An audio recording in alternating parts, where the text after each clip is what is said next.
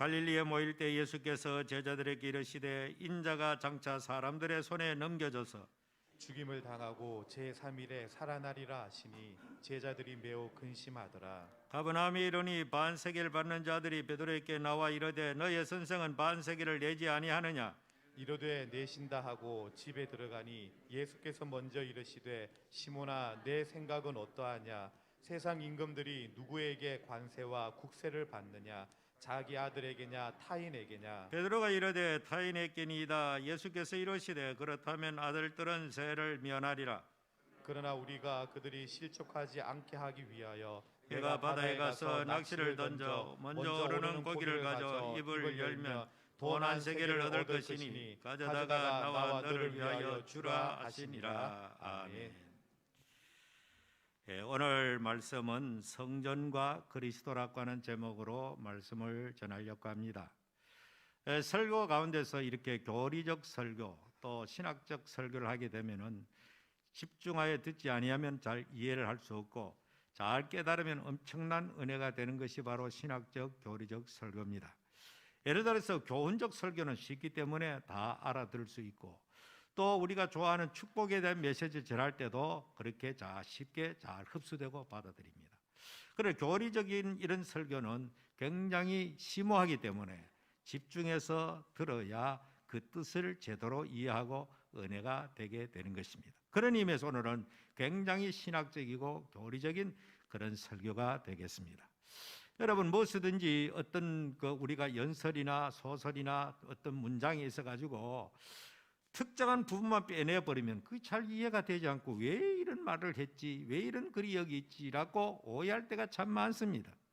특히 정치인들이 보면은 자기들이 유리한 대로 이용하기 위해서 상대방의 말을 전후면맥 딱 잘라버리고 어떤 특정 오해될 만한 부분만 딱 잘라가지고 그렇게 하는 경우가 많습니다. 하나님의 말씀도 그러면 오늘 이 본문이 있게 된 배경이 진행되는 과정을 16장에서부터 제가 주일마다 복귀하면서 말씀을 전했는데 오늘 역시 마찬가지입니다. 여러분께서 이미 기억하는 대로 16장에 예수님께서 어느 날 제자들에게 사람들이 나를 누구라 하더냐 그렇게 물으시고 제자들 특히 베드로가 이제 거기에 대한 답변을 했지요. 예, 선생님을 엘리야라 하기도 하고 에레미야라 하기도 하고 뭐 선지자 중에 한 사람이라고 합니다. 그건 답이 아니죠. 예수님께서 그러면 너희는 나를 누구라 하느냐 물을 때에 제자 베드로가 정답을 한 것입니다. 주는 그리스도시요 살아계신 하나님의 아들입니다. 예수님이 너무너무나 기뻐했겠죠. 아주 만족해하면서 바요나 시몬아 너로 하여금 그런 위대한 신앙 고백을 한 것은 네가 잘나서 똑똑해서가 아니고 아버지께서 너로 하여금 그런 신앙 고백을 하도록 했다. 그러면서 그에게 바로 이 고백과 같은 그 신앙 고백이 있는 곳이 내 교회를 세울 것이고 천국 열쇠를 내가 네게 주겠다고 하면서 지상 교회에 대해서 주님께서 엄청난 하나님의 은혜와 복을 약속하셨습니다. 자, 그만큼 이 신앙 고백을 들으신 다음 예수님께서 그동안에 고이 가슴 속에 감추어졌던 비밀을 이야기하게 됩니다. 이거는 다름 아니라 예수님이 이 땅에 오신 목적, 가장 중요한 사역, 다시 말하면 예수님이 이 땅에 오신 최고의 중심의 그 사역은 무슨 불쌍한 사람의 병든 자를 고치는 것도 아니고 500여 기적 행하는 것도 아니고 갈릴리 호수를 건너가는 것도 아니고 예수님이 이 땅에 오신 가장 중심되는 가장 결정적인 주님의 사역은 우리의 죄를 대신해서 십자가에 죽으시고 부활하실 그 사건입니다. 이것 때문에 예수님께서 이 땅 위에 오시게 된 것입니다. 그러나 제자들이 아직 한 번도 그 이야기를 하신 적이 없습니다. 이제 제자 베드로가 대표로 주는 그리스도시요 살아계신 하나님의 아들입니다라고 명쾌한 신앙 고백을 했기 때문에 이쯤 돼서 예수님이 자기가 이 땅에 오신 목적을 이야기하면은 이해하고 받아들일 줄 알고 자기 자신이 앞으로 예루살렘에 가서 대제사장들과 서기관들과 그런 사람들이 해가지고 내가 죽게 될 것을 물론 부활까지 전제하면서 그런 말씀을 제자들에게 하게 된 것입니다. 그럴 때 반응이 어떻게 나타났나요? 시몬 베드로가 항변하면서 절대로 그런 일이 있을 수가 없습니다. 어떻게 그런 일이 있을 수가 있습니까? 그렇게 아직까지 베드로와 제자들은 예수님의 십자가 사건을 받아들일 마음의 준비 아주 그 정도 수준에 미치지 못했다는 것을 거기에서 말씀하고 있는 것입니다. 그래서 예수님께서 베드로, 요한, 야고보를 데리고 어디로 가십니까? 변화산이라고 불리는 높은 산에 올라가시게 됩니다. 거기 올라가서 갑작스럽게 예수님의 모습이 변형되시고, 변형되신 좌우에 또 이렇게 구약의 2대 인물인 모세와 엘리야가 거기에 함께 변화된 모습으로 나타났습니다.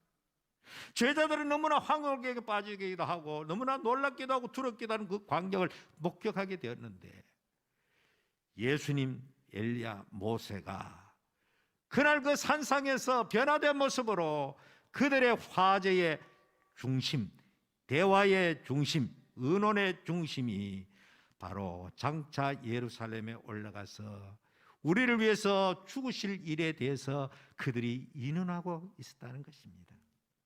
다시 말하면 아직까지 예수님의 죽음을 이해하지도 못하고 받아들이지 못하는 그들에게 너희들이 그토록 존경하는 구약의 2대 인물인 모세와 엘리야도 하나님 아들 예수가 이 땅에 오셔가지고 십자가에 죽는 것이 가장 중요한 것임을 그들 앞에서 면전에서 그들에게 보여주신 것입니다. 좀 깨닫고 이해하고 받아들이라고. 그러고는 이제 그 사건 마치고는 예수님께서 제자들과 더불어 하산하게 되었고, 3m 내려오니까 9명의 제자들이 어떤 귀신 들린 아이를 제대로 고치지 못해가 쩔쩔매고 있고, 그 부모가 선생님인 예수님께 찾아와서 제발 좀 우리 아들을 불쌍히 여겨 주십시오. 당신의 제자들에게 왔더니 고치지 못했습니다. 그리고 예수님께서 탄식하면서 언제까지 내가 너희들과 함께 있어야 되겠느냐? 언제까지 너희들이 이렇게 아주까지 그렇게 도달할 수 없는 그런 수준까지 있느냐? 그리고 그 아이를 고쳐 주었습니다. 고쳐 주고 난 다음에 제자들이 예수님께, 선생님, 우리는 왜 못 고쳤습니까? 왜냐하면 제자들이 며칠 전에, 얼마 전에 이 동네 저 동네 다니면서 병도 고치고 귀신도 쫓아내고 그런 능력을 직접 행한 적이 있거든요. 그때 행했는데 오늘 해보니까 또 안 되는. 아마 많은 학자들은, 제자들은 이때 이 제자들이 예수님의 능력을 가지고 그대로 순종할 때 그런 역사가 일어났는데, 아마 그들은 예수님으로부터 마치 무슨 면허라도 받은 것처럼, 자기들에게서 무슨 능력이 있는 것처럼 착각하고 그 아이를 고치려고 했지만 실패했다, 그런 이야기입니다. 오늘 우리는 능력의 원천이 우리에게 있지 아니하고 오직 하나님께 있다는 사실을 알아야 됩니다. 하나님이 허락하실 때 되는 것이지, 내가 무슨 그거를 무슨 전매특권 받은 것처럼 이렇게 내가 원하는 대로 되어진 것이 아니라는 것을 가르쳐 준 것입니다. 그리고 이제 그 사건이 있은 다음에 예수님께서 오늘 본문에 들어가서 22절 24절 간단하게 중간에 이렇게 다시 예수님께서 반복해서 두 번째로 예수님이 자신이, 오늘 성경 말씀에 보니까 예수께서 제자들에게 이르시되 인자가 장차 사람들의 손에 넘겨져서 죽임을 당하고 제3일에 살아나야 하리라. 그렇지만 제자들은 어떻게 됐습니까? 여전히 근심이 가득하더라. 이들은 예수님이 죽는 그에만 이야기하면 자꾸 귀에 들어오고 다시 살아난다는 것에 대해서는 별로 관심이 없는 것입니다. 아예 그거는 들으려고 생각하지도 않는 것입니다. 정말로 그들이 예수님이 죽으시고 부활하실 사실을 제대로 이해하고 믿었더라면 그런 걱정 근심이 없을 것인데, 죽는 것만 강하게 소리 들렸고 살아난다는 것은 아직 그들의 고정관념 속에는 사람이 죽었다 살아나지 없다, 이 사상이 꽉 지배하고 있었던 것입니다. 그러니까 예수님이 살아나리라, 부활한다, 거기에 대해서는 관심 밖에, 한마디로 귀넘어 들어버린 것입니다. 그러니까 죽는 고난, 십자가 여기에만 강하게 들려오니까 저들 마음속에는 불안해졌고 두려워졌고 근심으로 가득 차게 된 것입니다. 오늘 우리 기독교는 단순하게 십자가의 종교로 끝나는 것이 아니고 십자가 다음에 부활로 이루어지는 놀라운 생명의 종교인 것입니다. 죽음으로 끝나는 것이 아니고, 세상 모든 종교는 그들의 교주가 죽음으로 끝났지만은 기독교는 죽은 다음에 예수 그리스도의 부활로 말미암아 예수가 하나님의 아들 되심과 우리의 구세주이심을 드러내는 것이 바로 기독교입니다. 우리는 고난을 두려워하기보다는 고난 넘어 있는 주 예수 그리스도의 부활과 함께 우리에게 주실 하나님의 영광을 우리가 바라보면서 이 땅 위의 고난을 즐겨 고난을 달게 받으면서 이 세상을 살아야 된다는 것을 여기서 또 가르쳐주고 있습니다. 자, 요 일 다음에 예수님께서 오늘 뜻밖의 또 우리가 잘 이해되지 않는 조금 이상한 갑작스럽게 상황이 예수님 성전세 내는 문제로 상황이 바뀌어집니다.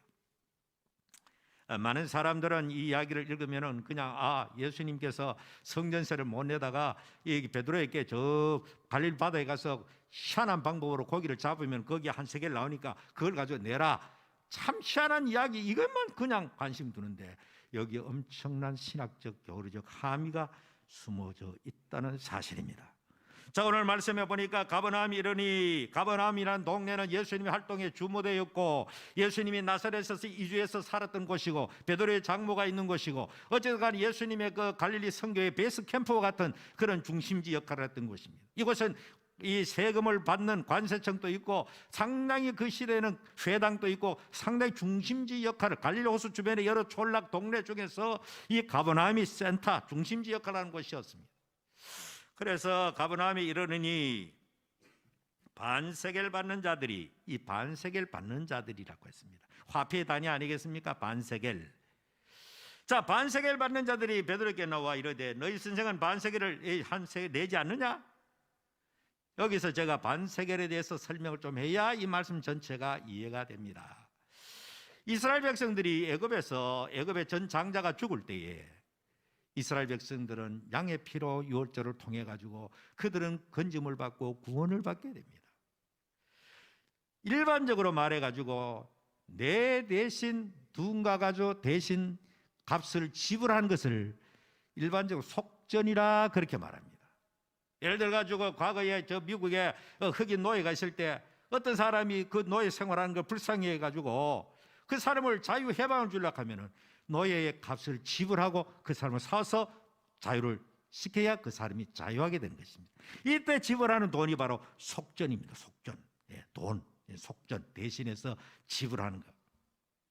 그러니까 이스라엘 백성들은 애굽에서 어린 양 희생을 통해서 속죄를 통해 가지고 속죄의 제물을 통해 가지고 그들이 다 구원을 받고 자유함을 얻고 가나안 땅에 가게 되어졌던 것입니다. 이스라엘 백성들이 가나안에 들어갈 때 모세를 통해서 하나님께서 앞으로 너희들이 들어가거들랑 이스라엘의 모든 20세 이상 남자들은 해마다 반세겔을 내어라. 이때부터 이 제도가 생겨난 것입니다. 반세겔 제도가. 여러분, 무슨 일반적 세금이나 또 제사 제물도 그렇습니다. 돈 많은 사람은 황소를 가지고 제사를 지를 수도 있고 무슨 양이나 이런 것을 제물로 드릴 수도 있고 비둘기 가지고도 피를 흘려 제물로 드릴 수가 있습니다. 사람의 정도에 따라서 하나님께서 그렇게 해놓은 것이죠. 그러나 이 성전세만큼은 돈 많든 적든 관계없이 모두 다 반세겔로 통일되어 있습니다. 왜 그러냐? 아까 말한 대로 반세겔은 속전으로 들어진 시초부터가 빈부의 귀천 상관없이 모든 영혼은 동일하다. 그리고 모든 사람의 죄는 똑같아. 하나님의 은혜의 속전이 있기 전에는 모든 사람이 똑같다, 동일하다. 그런 의미에서 이 속전을 드린 것만큼 통일성 있게 모든 사람이 똑같다는 것입니다. 그래서 나중에 장차 오다가 예수님 당시에는 아예 성전세처럼 그렇게 되어버렸는데 원래 근본이 다 이스라엘 백성들이 하나님의 은혜로 우리가 구원받고 건짐을 받았다는 그것을 기념하는 전통 제도가 바로 속전 제도였습니다. 그래서 나중에는 아예 성전 수리와 성전을 갖다가 비품을 또 수리하고 또 유지하고 보수하는 그런 비용으로 성전세가 정착되게 되어서 예수님 당시에도 그렇게 되어졌다는 것입니다. 그래서 이 성전세 자체가 속전으로부터 왔고 양으로 말미암아 구원받은 그들의 조상 때부터 하나님의 은혜로 구원받음을 기념하여서 해마다 하나님 앞에 드려졌던 이 제도가 예수님 당시에는 성전세로 정착되어 가지고 역시 그때도 마찬가지로 모조리 반세겔입니다. 아예 별명 자체가 반세겔 내는 것으로 되어 있습니다. 성전세라기보다는 반세겔 하면 성전세로 그렇게 이해하고 있었던 것입니다. 여러분께서 예수님께서 예루살렘 성전을 정화할 때에 양을 내쫓으시고 비둘기를 내쫓으시고 그 다음에 돈 바꾸는 자들이 돈을 엎었다는 그런, 그 돈은 바로 환전입니다. 환전. 예를 들어 가지고 이 한 세겔을 가져왔는데 성전세는 반 세겔이란 말입니다. 그러니까 돈을 바꾸고 수수료를 그들이 챙긴 사업을, 영업을 그들이 했던 거기에서 바로 돈 바꾸는 자들 이야기가 나오는 것입니다. 그래서 나중에는 이것이 완전 세금처럼 그렇게 되어버렸지만, 원래는 이스라엘 백성들 대다수는 20세 이상 되는 사람은 노동자 이틀에 해당되는, 품삯에 해당되는 반세겔을 드리는 것을 부담으로 느끼지 않고 감사해서 그렇게 하나님 앞에 드려졌던 것입니다. 바로 그 세를 지금 이제 받으러 어떤 사람이 예루살렘부터 왔는 것입니다. 대다수는 예루살렘 성전을 방문할 때 반세겔을 드리면 그것을 끝납니다, 1년 동안. 그러나 많은 사람이 예루살렘 방문할 기회가 잘 없기 때문에 예루살렘에서 이제 전국으로 보내가지고 세금 징수하듯이, 옛날 수도세 받으러 돌아다니듯이 사람들이 와서 예수님께 와가지고 세금을, 성전세를 받으러 왔는데, 예수님은 안에 계시고 마침 밖에 베드로가 있었다는 거죠. 베드로에게 그 사람들이 말합니다. 너희 선생님 왜 성전세를 내지 않느냐? 이렇게 말하니까 베드로의 생각에 자존심도 있게 해서 내신다 하고는 딱 들어가 버립니다. 오늘 성경 말씀에 본문에 보니까 이러시되 내신다 하고 집에 들어가니 그 안에 예수님이 계셨다는 거죠. 예수께서 먼저 이러시되 시몬아 네 생각은 어떠하냐? 예수님께서 직장적으로 대답하지 아니하시고 이미 밖에 있는 상황을 예수님이 전지전능하신 분이니까 아십니다. 베드로가 밖에서 어떤 일이 있었다는 걸 아시고 오자마자 예수님께서 베드로에게 이렇게 말씀한 것입니다. 예수께서 먼저 이르시되 시몬아 네 생각은 어떠하냐? 세상 임금들이 누구에게 관세와 국세를 받느냐? 자기 아들에게나 타인에게냐? 베드로가 이르되 타인에게입니다. 예수께서 이르시되 그렇다면 아들은 죄를 면하니라? 일반적 이야기죠 그게. 다시 말하면 요즘은 국가의 대통령이라도 아들이라도 세금을 내야 되죠. 옛날의 왕정 시대는 왕이 곧 그 나라의 주인입니다. 전부 지 겁니다. 북한의 김일성 그 사람들 전부 다 지 거잖아요. 전부 내 거잖아. 요즘 뭐 LH 가지고 전부 다 내 거다 하는 내 자로 만들어 가지고 유행하더만은 내 땅이다. 전부 내 거다. 옛날의 왕들은 전부 그 국가 전부 자기 겁니다. 예를 들어 전쟁에 공을 세우면 아무개 장군은 저 달굴벌들 이 대구 땅이지. 그걸 전부 다 당신이 가져라 하면 전부 다 지거 되어버린 겁니다. 나머지는 그 밑에 소장농으로 살아가는 거예요. 그것이 왕정시대의 그 주인이기 때문에 아들들은 무슨 세금이고 뭐고 없는 거죠. 그게. 전부 다 지건데. 그러니까 예수님께서 이 베드로에게 자 왕은 누구에게 세금을 걷느냐? 아들에게 받느냐? 다른 사람에게 받느냐? 베드로가 너무나 상식적인 대답을 하죠. 예, 타인에게, 다른 사람에게 받습니다. 그렇지 아들은 세를 면하지 않느냐? 이 말을 한 것은 성전의 주인이 누구냐? 성전의 주인 누굽니까? 하나님이시죠. 예수님 자신이 성전이라고 했고 성전보다 더 큰 이라고 자기 자신이 그렇게 말씀했죠. 그런 의미에서 이 말은 나는 이 성전세를 내지 않아도 된다. 그 말 아닙니까? 나는 이 하나님의 아들이고 성전의 주인이기 때문에 나는 성전세에는 자유하게 되는 사람이야. 자, 또 여기서 좀 신학적으로 깊이 이해되는 것은 예수님은 자기 자신을 말할 때는 언제나 나는 하나님의 아들이야 이렇게 말한 적이 없습니다. 언제나 나는 사람의 아들이야. 그 단어가 인자, 사람의 아들 아닙니까? 언제나 예수님은 사람의 아들인 것을 강조했습니다. 이 땅에 오실 때부터 예수님은 사람의 아들로 오신 것입니다. 그러나 베드로는 살아계신 하나님의 아들이라고 고백합니다. 그러니까 예수님은 영원하신 하나님의 아들이요 영원하신 사람의 아들로. 그래서 초대교회 유명한 그리스도에 대한 신학 고백 중에서 예수 그리스도는 영원한 사람이고 영원한 하나님이시다. 우리가 믿는 예수님은 영원한 하나님이시고 영원한 사람이십니다. 믿습니까? 예수님이 부활승천 하늘 올라가실 때에 그 보는 갈릴리 사람들을 향해서 너희들이 본 예수는 너희들이 본 모습 그대로 다시 오시리라. 영원히 예수님은 사람을 입으셨고 영원토록 우리와 동일한 사람의 모습으로 하나님의 아들, 하나님이면서 사람의 모습으로 우리를 다스리고 통치하시는 분인 것입니다. 그렇기 때문에 예수님이 이 땅에 오신 두 가지 신분이 있죠. 하나는 사람의 아들, 하나는 하나님의 아들. 사람의 아들로 온 것은 유대 나라의 모든 율법 아래서 율법을 지킬 준수할 의무를 지닌 것입니다. 그러니까 예수님은 세례받지 않아도 될 일을 세례를 받으신 것입니다. 죄인의 대표로 세례를 받은 것입니다. 그리고 예수님께서 또 사람의 아들로 오셨기 때문에 성전세를 근무적으로 내지 않아도 되지만은 사람의 아들로 왔기 때문에 성전세를 납부하는, 그리고 이것이 다른 사람으로 하여금 실족지 않게 하기 위해서라고 예수님 그 밑에 설명하고 있습니다. 자, 그러나 우리가 그들이 실족하지 않게 하기 위하여, 다시 말하면 세금을 받으러 온 사람들은 아직 잘 모르니까, 예수 그리스도의 신분에 대해서 알 수 없으니까 그들이 실족하지 않고 오해하지 않고 하기 위해서, 건덕을 위해서 이렇게 세금을 내어라. 그런데 내는 방법이 기이합니다. 가룟 유다에게 이 회개를 보는 가룟 유다에게 유다, 너 세금을 빨리 저 사람 주라 하지 아니하고 베드로를 시켜가지고 바로 그 앞에가 가버나움 앞에가 바로 갈릴리 호수 있지 않습니까? 너 저 호수, 너 고기 잘 잡지? 너 낚싯대 가 낚시를 낚아봐. 그러면 첫 번째 물려들은 그 고기 입을 열면 거기 한 세겔이 들어있을 거야.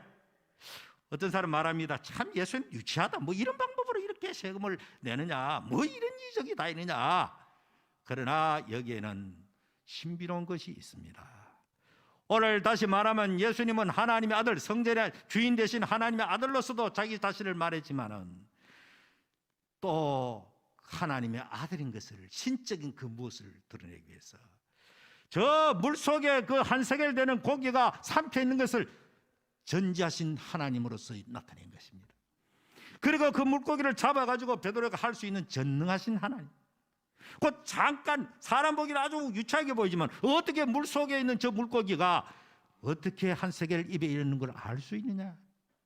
그러던 사람이 이걸 상징적으로 이해하고 물고기 잡아가 팔아가지고 돈 내라, 이렇게 합리적으로 해석하는 사람이 있지만은 참 성경을 해석하는 그럴듯한 해석가들, 인간의 규미에 맞추는, 예를 들어 가지고 말이죠, 오병이어 사건도 우리는 기적 그대로 믿지 않습니까? 이거 합리적으로 해석하면 어떻게 되느냐? 어떤 아이가 보리떡 따서 물건을 냈더니 그동안에 아무도 처음 다 경상도 뭐 이쪽 말로 꼽을 치나왔다가 숨겨놨다가 다 음식 싸왔는데 그 아이가 내는 걸 보고 너도 나도 전부 다 내가 시큼 먹고 남았다, 이런 식으로 그럴듯하게 성경을 그렇게 해석하는 경우가 있습니다. 오늘 이 사건도 그런 식으로 하면 안 되고 이것은 성경 그대로 받아들이는 것이 우리의 진정한 신앙입니다.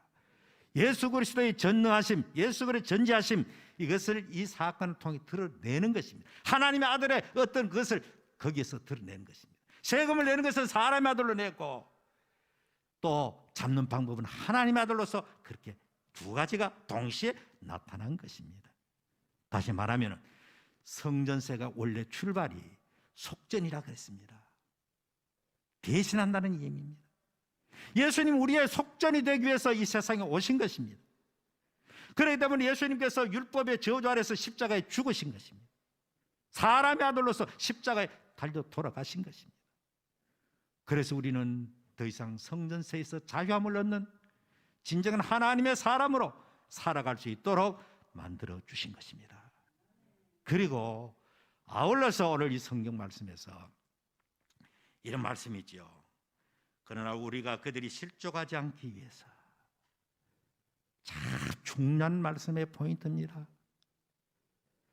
내가 하나님 아들로서 내지 않아도 되지만은 아직까지 나를 이해하지 못하는 사람, 그 사람들이 실족하지 않도록, 상처받지 않도록 그들을 배려하는 차원에서 예수님께서 사람의 아들로서의 의무를 수행하셨다, 그런 이야기입니다. 자, 그런 의미에서 우리는 이것이 일상적인 생활 속에서 날마다 우리가 말씀과 더불어서 이해한다면 이거는 어떤 의미를 주느냐? 바울이 이런 말씀을 한 적이 있습니다. 고린도전서 10장 23절을 보면은 모든 것이 가라, 모든 것이 유익한 것이 아니다. 그리고 거기에 중간에 보면 또 먹든지 마시든지 무엇을 하든지 하나님의 영광을 위해서 해라.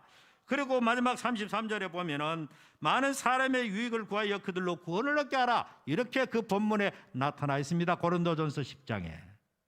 그러면은 바울이 말한 그 고린도의 배경이 뭐냐? 고린도 교회가 굉장히 여러 가지 문제가 많았지만은 특별히 우상의 제물에 대해서 문제가 많은 것입니다. 우상의 제물이, 그때 우상이 성행하던 시대였으니까 이제 바닷가이니까 항구 도시니까 배가 출항하기 전에도 막 귀신 앞에, 우상 앞에 절하고 우상 숭배하고 음식을 나누고 이런 것이 보편화되어졌죠. 그래서 그들이 과거에 복음이 오기 전에는 우상의 숭배에 참여도 하고 우상의 제물을 먹는 것이 일반화되어 있습니다.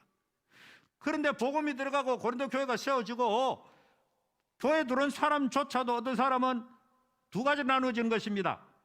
어떤 사람은 우상의 제물은 아무것도 아니야, 귀신은 없어, 예수 믿음으로 다 저거는 믿음으로 기도하면 다 아무것도 아니야 하면서 먹을 수 있는 그런 사람이 있고, 저거 먹으면 안 되는데, 저 우상의 제물인데, 이러면서 먹는 사람에 대해서 마음이 찝찝하게 그렇게 생각하는 사람이 있더라는 것입니다.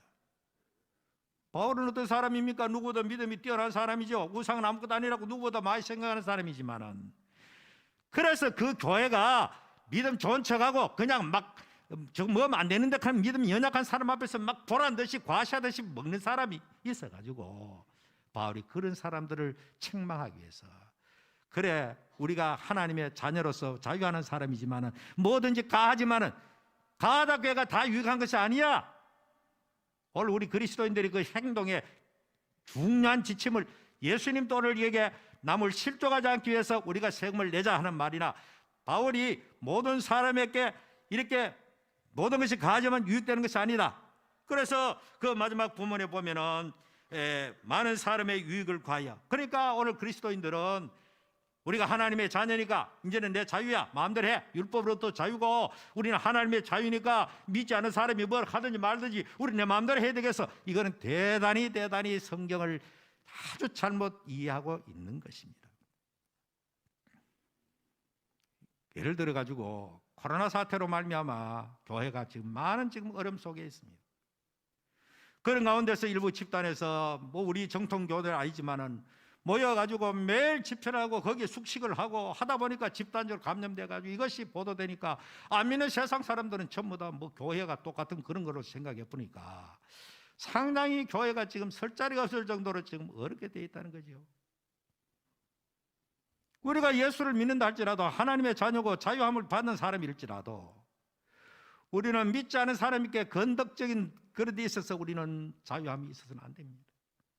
오히려 우리는 더욱더 솔선해가지고 법을 지키고 우리는 위생관념을 철저히 되고, 이것이 우리 그리스도인들 오늘 이 예수님이 하신 행동이나 바울이 말한 것 똑같습니다. 아직까지 세상에는 교회를 제대로 이해하지 못한 사람이 많습니다. 우리와 똑같이 생각해서 그들에게 대하면 이거는 대단히 잘못된 것입니다. 가끔 가다가 요즘은 좀 그런 뉴스가 별로 없던데, 얼마 전에 어떤 대웅전에 불이 났을 때 마음속에 가슴이 철렁내려하는 거, 저도 어떤 극단적인 예수 믿는 사람이 불 찔리는 거 아닌가 이런 생각이 확 드는 거예요. 마침 그런데 거기 있던 승려가 그걸 찔렀다 하는 보니 휴 한숨 나. 왜 하도 별난 사람이 한때 교회 절에다 불도 찌르고, 저도 어릴 때 그런 짓을 하려고 그런 만용적인 생각을 했으니까. 예. 그 가가지고 무슨 뭐 교회 더 좋다고 어떤 사람은 절 주변에 가가지고 땅 밟게 해가지고 망해라 예루살렘 돈다 하면서 막 이런 거 그게 바람직할까요? 그 사람들은 대단히 용기 있는 믿음이라고 생각할지 모르지만, 교회에서 우리가 찬양을 할 수가 있습니다. 기뻐가지고 찬양하고 막 뜨겁게 찬양할 수 있는데, 이웃 사람들을 배려하는 것 없이 그 사람들 밤대가 금요일 저녁 조용한데 막, 그래서 우리는 방음 따고 최대한 그들에게 피해 주지 않으려고 하는, 이것이 바로 덕을 위해서 하는 것입니다. 우리는 그 외에도 사소한 일을 두고도 우리는 이 사회에 나가서 오늘 예수님의 그 정신, 하나님 아들이 세금을 내지 않아도 되지만은 그들이 잘 이해할 수 없으니까 예수님께서 실족하지 않도록 하기 위해서, 믿지 않은 사람들이 우리 때문에, 우리 예수 믿는 사람들 때문에 하는 행동 때문에 그들이 실족하게 된다면은, 우리의 잘못된 행동 때문에 전도의 문을 막고 있다면은, 아이고 아무게 보니까 요즘 교회하는 걸 보니까 교회 만장이 뚝 떨어진다, 교회 꼴도 보기 싫다, 이런 식으로 하게 되면 이것이 과연 바람직하냐 이 말이에요. 우리는 그런 의미에서 우리는 그리스도인들은 대한민국 시민권을 가진 동시에 하늘나라 시민권을 가진 동시에 가진 자들입니다. 이중국적자인 것입니다. 우리는 하나님의 자녀로서 항상 자유함을 가지고 있지만은 또 이웃과 더불어 살아가는 이 세상에 많은 믿지 않은 사람과 더불어 살아갈 때에 믿지 않은 그들이 어떻게 하든지 우리 때문에 실족하지 않고 우리의 선한 것을 보고 그들이 예수 믿고 구원받고 할 수 있도록, 바울의 행동의 철학도 바로 많은 사람이 우리를 보고 그들이 구원을 받도록 하는데, 그렇기 때문에 내가 절제할 것을 절제하라, 그런 이야기입니다. 뭐 먹을 것이 있지만은 우상의 제물을 안 먹어도 괜찮이 할 수 있지만은 너 때문에 어떤 사람이 실족하게 되고 상처를 받게 된다면은 그거는 좋지 않은 법이야.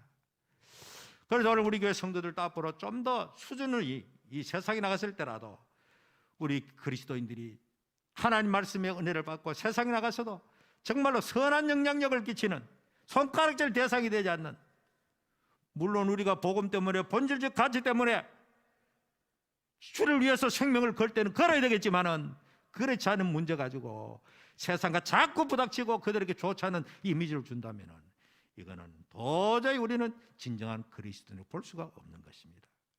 우리는 그들보다 더욱더 이 코로나 위생법에 더욱더 준수하고 철저히 되겠고 열심히 또 해. 그러나 살다 보면 또 이렇게 본인 또 연약할 수 있지만은 우리는 대체로 하나님의 자녀로서 오늘 예수님의 그 말씀은 물론 첫째는 예수님이 이 성전세를 내는 이 문제도 자신이 하나님의 아들이심을 드러내고, 그리고 아울러서 이웃의 덕을 위해서 건덕을 위해서 실족 안전도록 하는 이 원리를 주님께서 제시해 주신 것입니다.